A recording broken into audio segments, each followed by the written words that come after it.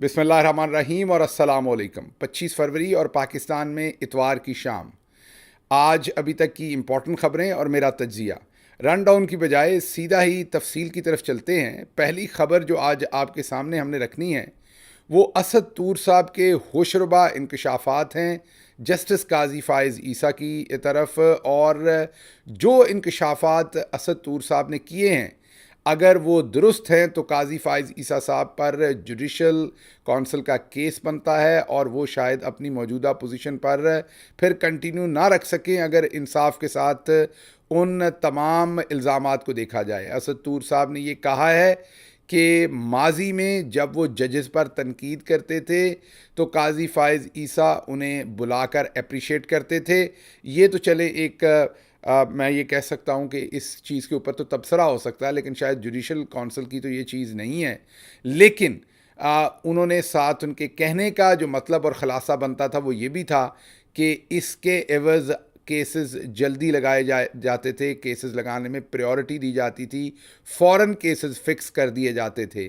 Cyber crime कल से मैं आपको एक बात बताऊं, आप आज फौज के लाए, आप सारा काम उनका, वो भी आपकी फरमाइशें पूरी कर रहे हैं। ये जेआईटी उन्हीं की फरमाइश पर, हमारे अगेंस्ट उन्हीं की, आपकी ही फरमाइश, और इसीलिए आप बैठ के सुप्रीम कोर्ट में जेआईटी का दिफा भी करते। ठीक है, दैट इज योर चॉइस, आप आज फौज के लिए काम, माजी के चीफ जस्टिस भी करते रहे, आप भी उनसे मुख्तलिफ, कोई बात। लेकिन जाहिर बात है, आप जब ये करेंगे हम तनकीद करें। माजी के चीफ जस्टिस पर भी तनकीद करते थे, पर भी वही तनकीद कर, माजी के चीफ जस्टिस पर भी इसी अंदाज में तनकीद करते थे, भी उसी अंदाज में तनकीद कर। तो हमने तो कुछ नहीं बदला, आपने अपना बदला है। माजी में जब यही काम मैं या दीगर सहाफी करते थे तो कभी एतराज नहीं रहा। आप तो बड़े तरीके से इन चीजों को, ऐसे सहाफियों को जो माजी के चीफ जस्टिस को बिल्कुल इसी अंदाज में तनकीद का निशाना बना रहे, बड़ा पसंद करते थे, डिनर्स पर बड़ी गपशप लगाते थे, दावतनामे भिजवाते थे, उनके केसेस प्रायोरिटी पर टेकअप करने की कोशिश करते थे। आज जब वो आप पर तनकीद करने लगे हैं, क्योंकि आप भी वही काम कर रहे हैं जो आपके प्रीडिसेसर्स कर रहे थे, बुरे लगने लगे। लेकिन मुझे कल एक चीज का यकीन मानिए, आप पर रहम भी है। अब कल आईएसआई के लोग हमारे सहाफी दोस्तों को फोन कर बता रहे कि ये जो असद अली तूर है ना, काजी फ़ाइज़ ईसा ने कहा इसको तुम दो, इसलिए इसको नहीं छोड़, तो इसको अंदर रख। अब मुझे नहीं पता वो ये सच कह रहे थे, झूठ कह रहे थे। To be very honest, I seriously doubt their state कि आपने उनको, लेकिन मैं आउटराइटली उनके स्टेटमेंट को रिजेक्ट भी नहीं करता। क्यों? क्योंकि आप पिछले कुछ अरसे में इतना अपना आपने कद घटाया है कि अब आपसे तवक्को भी की जा सकती है कि आप ऐसी ख्वाहिश। लेकिन इसमें मुझे जो आप पर तरस आ रहा था कि आप जिनके लिए काम कर रहे हैं और जिनके लिए आपने अपनी लेगेसी का सत्यानाश कर दिया, तबाह कर दी, खुद को भी तबाह कर लिया, ठीक है, खुद को तारीख का एक और बदनुमा किरदार बना लिया, वो आपको मजीद गंदा भी करवा रहे हैं, इंश्योर कर रहे हैं कि काजी फ़ाइज़ ईसा मजीद गंदा हो। ये इन लोगों को पता चले कि ये काजी ने कहा है कि असद अली तूर को तुम दो, तो ये लोग और रुथलेस होके चीफ जस्टिस काजी फ़ाइज़ ईसा के पीछे, this is what they are achieve. यानी कि आप जिनके लिए आपने अपना बर्बाद कर लिया, वो मजीद आपके मुंह पर कालक मल। ये इतना बड़ा इल्ज़ाम है कि अगर इस इल्ज़ाम के अंदर कोई भी सच्चाई है, हकीकत है, तो फिर काजी फ़ाइज़ ईसा साहब का अपने मौजूदा मनसब पर रहना जो है वो सवालिया निशान बन जाएगा। उनके ख़िलाफ़ जुडिशल कौंसिल में कार्रवाई हो सकती है। मेरी कुछ वकला के साथ बात हुई, उन्होंने कहा कि अगर इस तरह के इल्ज़ामात मौजूद हों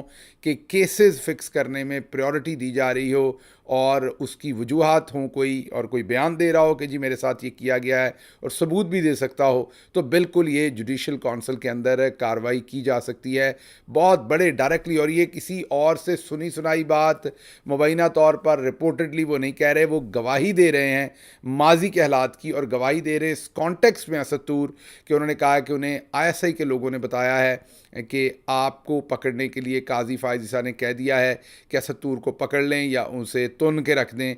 ये उनका वर्जन है कि उन्हें इंटेलिजेंस एजेंसीज़ की तरफ से ये कहा गया, ये असद तूर कह रहे हैं। ये बहुत बड़ा, मैं ये कहूँगा आपको कि एक बहुत बड़ी डेवलपमेंट है, बहुत बड़ी सिचुएशन है जो डेवलप हो गई है इस सारे बयान के बाद। अब देखते हैं वकला तंजीमों को, दूसरे लोगों को कि इसके ऊपर क्या रिएक्ट करते हैं, क्या सिचुएशन बनाते हैं। लेकिन वैसे तो पाकिस्तान में रवाज है कि इस तरह की स्टेटमेंट्स आती हैं और चली जाती हैं और कोई ना पूछता है, ना सुनता है, ना उसके ऊपर कोई कार्रवाई होती है। लेकिन मुल्क के चीफ जस्टिस के बारे में ये कहना कि हम किसी पर तनकीद करते थे तो वो अप्रिशिएट करते थे, यहाँ तक मैंने आपको कहा कि ये तो तज्जिए की हद तक बात है, इस पर तो कुछ नहीं हो सकता। अप्रिशिएट तो कोई भी किसी को किसी खबर पर भी कर सकता है, ये तो कोई गुनाह नहीं है। हाँ, इखलाकी तौर पर शायद ना बनता हो, लेकिन ये फिर भी कोई गुनाह नहीं है। लेकिन असद तूर का जो कहना है कि उनके केसेस को प्रायोरिटी दे दी जाती थी, अब यहाँ पर मामला जो है वो लेन देन वाली सिचुएशन में आ जाता है, तो इसके बड़े चैलेंजेस हो सकते हैं। अच्छा जी, दूसरी खबर जो आपके सामने रखनी है वो इस टाइम जावेद लतीफ़ साहब नवाज शरीफ की ज़ुबान बोल रहे हैं, ताबड़तोड़ हमले कर रहे हैं। इस टाइम शुरू हो गया काम। पहले उन्होंने कहा था हमें बांध कर हुकूमत दी है, वो हमने आपको बताया था। अब नई स्टेटमेंट उनकी जो आई है उसकी बहुत ही स्ट्रॉन्ग रेमिफिकेशंस और इम्प्लीकेशंस होंगी। वो उन्होंने ये कहा है कि पहले तो हमारे साथ था सारा कुछ। ये पहले सुन लीजिए उनकी स्टेटमेंट, फिर इसके ऊपर मैं तबसरा करता हूं ताकि आपको समझ आए कि वो क्या क्या रहे हैं। हुआ है इलेक्शन से पहले जो कुछ हुआ है, जो मैं आज भी ये कह समझता हूं कि हो सकता है अदारों के सरबराह जो हैं वो इस खेल का हिस्सा ना हो, और मुझे अच्छा, काफ़ी हद तक इत्मीनान है कि ऐसा नहीं होगा। मगर नीचे जो कुछ हुआ है, क्या जो अदारों के सरबराहान हैं उनको नोटिस नहीं लेना चाहिए? आपने सुना कि वो वाज़े अल्फाज में कह रहे हैं कि जो इलेक्शन से पहले सब कुछ किया, पीटीआई को मार धाड़, पीटीआई की तबाही, जेलों में डालना, फस्तायत करना, सब कुछ, वहाँ तक तो हम खुश थे, ठीक था। इलेक्शन वाले दिन जो है वो धांधली नहीं करके दी गई हमें, हमें सीटें जितवाई जा सकती थी, हमें उस तरीके से की गई, कम की गई, हमें उस तरीके से धांधली नहीं करके जितवाया गया। और उसके बाद वो आगे बढ़ते हैं, उनकी बात को आप याद कीजिए या पीछे करके दोबारा देखिए तो आपको समझ आएगी। वो कह रहे हैं अदारों के सरबराह तो हमारे साथ हैं, लेकिन इदारों के अंदर से शरारत हो रही है, छेड़खानी हो रही है, जिसका मतलब ये है कि वो अगर मिलिट्री इस्टेब्लिशमेंट की बात करें तो वो कह रहे हैं चीफ तो हमारे साथ हैं, लेकिन नीचे जो है वो शरारत हो रही है। मतलब उन्होंने हमारे लिए धांधली उस तरीके से मैनेज करके नहीं दी। वो जनरल आसिम मुनीर साहब पर तो एतमाद कर रहे हैं, लेकिन उनके इदारे के ऊपर नीचे एतमाद नहीं कर रहे। ये वाज़े तौर पर कहना है जावेद लतीफ़ का, या दूसरे लफ्ज़ों में वाज़े तौर पर गिला कर रहे हैं, शिकवा कर रहे हैं। जवाब शिकवा शिकवा बार बार अकेले खुद ही करे जा रहे हैं। जावेद लतीफ़ पहले शिकवा कर रहे हैं, फिर जवाब शिकवा कर रहे हैं।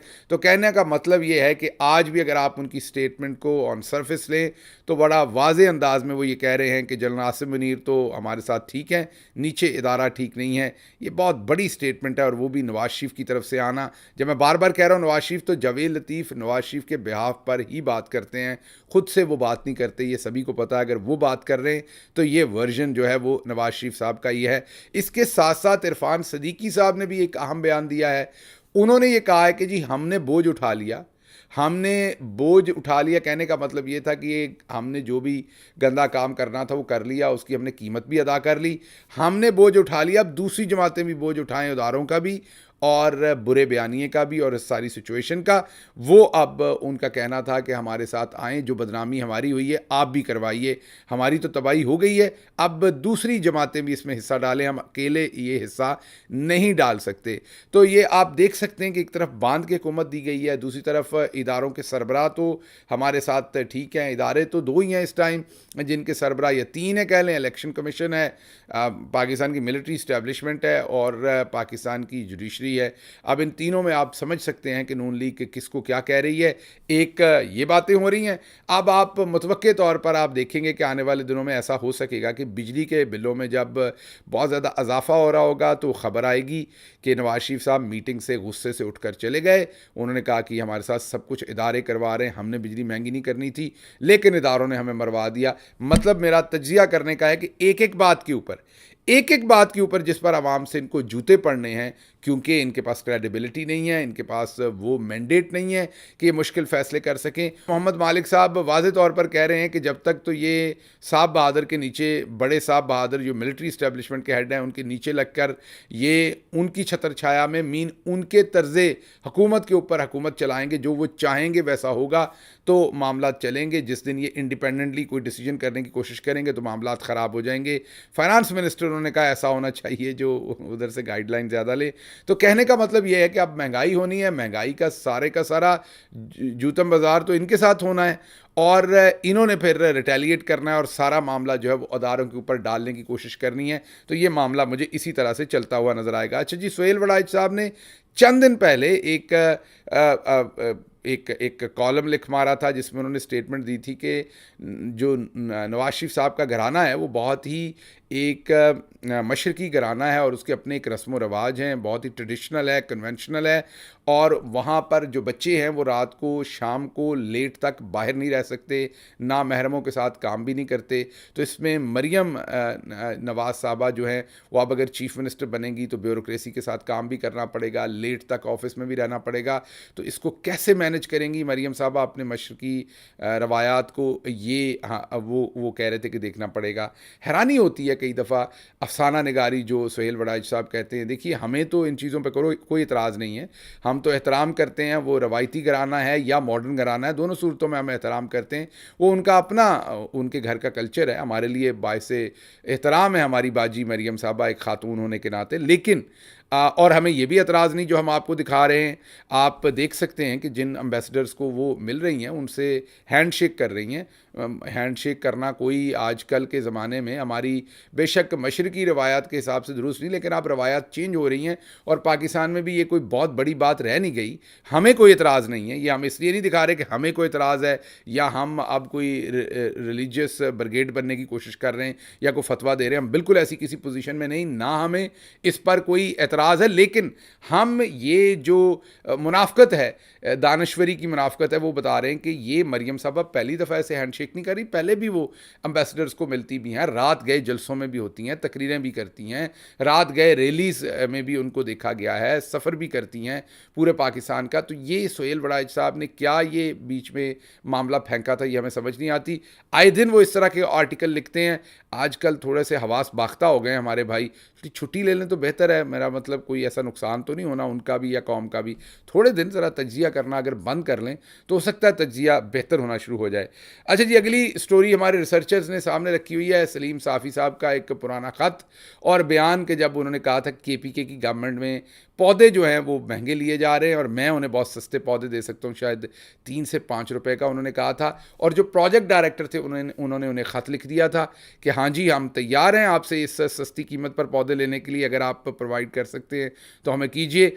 अब दोबारा 28 तारीख को KPK की असम्बली का इजलास हो रहा है, हुकूमत वहाँ बनने जा रही है, पाकिस्तान तहरीक इंसाफ की हुकूमत होगी, तो बिलियन ट्री सुनामी फिर चलेगा। तो मेरा मशवरा उनको होगा कि दोबारा यही ख़त जो है, एक दफ़ा साफ़ी साहब आजकल गुम है, उनका एड्रेस पता नहीं लगना कहाँ है, लेकिन चले सोशल मीडिया पे नशर कर दीजिएगा, खुद ही कहीं ना कहीं से उन्हें मिल जाएगा या ढूंढ के कोई दे देगा। दोबारा उनको एक फ़्रेश ख़त भेजा जाना चाहिए कि जी अभी हमें दोबारा पौधे चाहिए, अगर आप इसी सस्ते रेट पर दे सकते हैं तो ज़रूर प्रोवाइड करें। क्योंकि पिछली दफ़ा ये भड़क मारने के बाद वो कहीं बेड शेड के नीचे घुस गए थे, उसके बाद उन्होंने पौधे कोई नहीं दिए थे, और इस दफ़ा दोबारा उनको याद करवाया जा सकता है कि वो ये काम करें। अच्छा, सिंध असम्बली के अंदर जो पाकिस्तान तहरीक इंसाफ के मेंबरान थे उन्होंने कल हलफ नहीं उठाया था, आज उठाया है। तो उनसे वजह पूछी, उन्होंने कहा कि PTI के अरकान ने कहा कि इसलिए नहीं उठाया था कि कल कलमे के नीचे खड़े होकर जालसाजी धांधली करने वालों ने झूठा हल्फ उठाया था, हम उनके साथ इस झूठ में शामिल नहीं होना चाहते थे, हमने ये हल्फ आज खुद इसलिए सेपरेटली उठाया है। अगली खबर है जी, शाहिद खाकान अब्बासी ने भी वही स्टेटमेंट दे दी है तकरीबन जो चौधरी निसार अली खान ने दी थी। उन्होंने कहा है कि ये जो मुबारकें लेने वाले हैं इनको लेने के देने पड़ जाने हैं, बहुत शर्मिंदगी की बात है जिस तरीके से ये सब कुछ हुआ है। जीतने वाले और जिताने वाले दोनों एक दूसरे को शर्मिंदगी से मुबारकबादें दे रहे हैं और देखते हैं अब क्या वाक़या इसमें होगा। खैबर पख्तूनख्वा से खबर है जी कि नून लीग ने फ़ैसला किया है कि वो अब अपोजिशन में बैठेगी। हंसी निकल गई ये बात सुन के, 7 सीटें हैं टोटल मेरा ख्याल, अब उनके साथ अपोजिशन में ही बैठना, तो इसमें फ़ैसला करने की कौन सी बात थी आपके पास, समझ से बाहर है। अच्छा जी, रावलपिंडी से एक नई वीडियो फुटेज सामने आई है। एलीट फोर्स के जवान जो हैं वो वहाँ पर शदीद तशद्दुद कर रहे हैं। मैंने जैसे आपको पहले भी कहा, मजबूर है, यूट्यूब की पॉलिसी है वो ये वीडियोस दिखाने नहीं देते, दिखाएंगे तो फिर वो प्रॉब्लम होती है उसमें, इसलिए वो वीडियो आपके सामने नहीं रख सकते। लेकिन सोशल मीडिया पे, एक्स पर, ट्विटर पर वो सोशल मीडिया वो वीडियो इस टाइम वायरल है हर जगह कि अब रावलपिंडी से एक और वीडियो इमर्ज हुई है जिसमें पंजाब पुलिस जो है वो एक एलीट फोर्स उनकी जो है एक नौजवान को शदीद तशद्दुद का निशाना बना रही है। हैरत की बात है हमारे लिए, क्योंकि ये इदारा पहले ही इंसानी हकूक़ की खिलाफ वर्जी भी करता था, हैवी हैंडेडनेस भी थी, लोगों के ऊपर तशद्दुद भी करता था, मीन जानवर होने से कम तो मामला पहले भी नहीं था। लेकिन जिस तरीके से काजी साहब और चौधरी निज़ामुद्दीन ने इनको इस्तेमाल किया है और जिस तरीके से फस्तायत पाकिस्तान तहरीक इंसाफ के ख़िलाफ़ करवाई है पिछले 2 साल के अंदर, 1.5 साल के अंदर, उस सारे सिस्टम में ये इदारे का जो हाल हो गया है और जो ये शहरियों का हाल कर रहा है और जिस तरह की वीडियोज़ आ रही हैं, ये बहुत ही तकलीफ़देह हैं, बहुत ही परेशान कुन हैं और मुझे लग रहा है कि ये ट्रेंड बढ़ता जाएगा क्योंकि इनके अंदर की हैवानगी जगा दी गई, पहले भी थी लेकिन अब उसको 4 चाँद लगा दिए गए और ऑन टॉप ऑफ दैट जो आईजी हैं इस टाइम वो बिल्कुल किसी सूरत भी इस चीज़ के ऊपर ना पशेमान है, ना उस्मान अनवर उनका नाम है, कल मैंने नाम गलत ले दिया था, रिजवान कह दिया था, ना ही वो पशेमान हैं और ना ही इस पर सोचना चाहते हैं कि डबल डाउन करते हैं अपनी पोजीशन से और नहायत ही ढिठाई के साथ इस सब चीज़ को वो जस्टिफाई करने की कोशिश करते हैं। अच्छा जी, नजम सेठी साहब और टाउट हसन अयूब साहब का पैगाम है कि मज़ीद सख्ती होगी, पाकिस्तान तहरीक इंसाफ पर मज़ीद सख्ती की जाएगी, कोई लचक नहीं होगी, ये नजम सेठी साहब कह रहे हैं और टाउट साहब कह रहे हैं कि मज़ीद सख्ती होगी।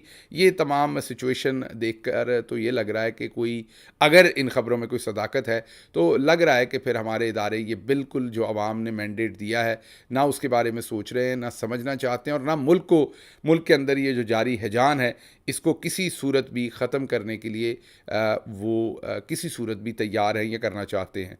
अच्छा जी, आपको याद करवा देते हैं दोबारा कि कराची में से सिंध हाई कोर्ट ने ट्विटर एक्स को खोलने का ऑर्डर दिया था, 3 से 4 दिन गुजर गए, हवा में उड़ा के फेंक दिया है वो ऑर्डर हाई कोर्ट का, किसी ने कोई उसके ऊपर अमल करने की तकलीफ़ नहीं की। ट्विटर एज़ इट इज़ बंद है, एज़ इट इज़ तमाम चीज़ें उसी तरीके से हैं। देखना पड़ेगा कि अब पाकिस्तान के साथ पाकिस्तान की अदालतों की और कितनी बेतौकीरी होती है तो कोई जज साहब उठते हैं या कोई एक्शन लेते हैं, क्योंकि काजी फ़ाइज़ ईसा साहब तो जब तक बैठे हुए हैं वो तो अदालतों की तकरीम के लिए या किसी और चीज़ के लिए किसी सूरत ना कोई बयान देना चाहेंगे, ना कहीं पर वो खड़े होना चाहेंगे। इसके साथ ही मुझे इजाज़त दीजिए। अल्लाह आपका हामी व नासिर हो। पाकिस्तान जिंदाबाद।